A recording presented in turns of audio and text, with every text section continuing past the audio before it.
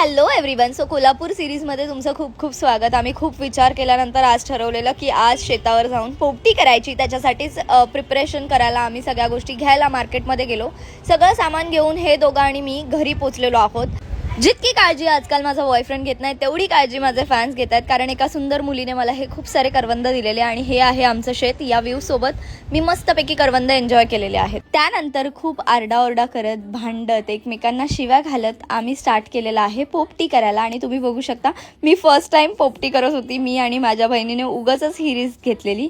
पहिल्यांदाच हा असा घाट घातल्यामुळे कोणालाच कसलीच आयडिया नव्हती आणि मुलं तर सगळी घाबरलेली. पप्पा तर लिटरली हसत होते आम्हाला, आमचा काय गोंधळ चाललेला. माझ्या भावाला फक्त एक काम दिलेलं की केळीच्या पानामध्ये ते छान बांधून ठेवायचं.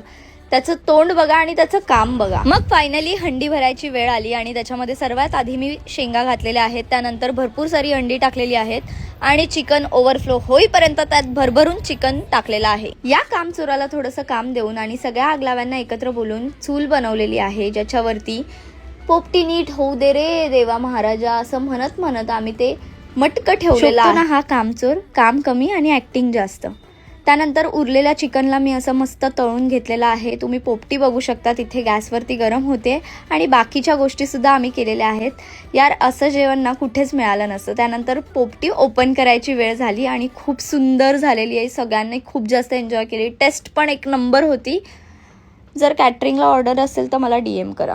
एक गोष्ट खरं सांगू, मलाही माहिती नव्हतं की ती टेस्टला इतकी भारी होईल. रिस्क पे इश्क है.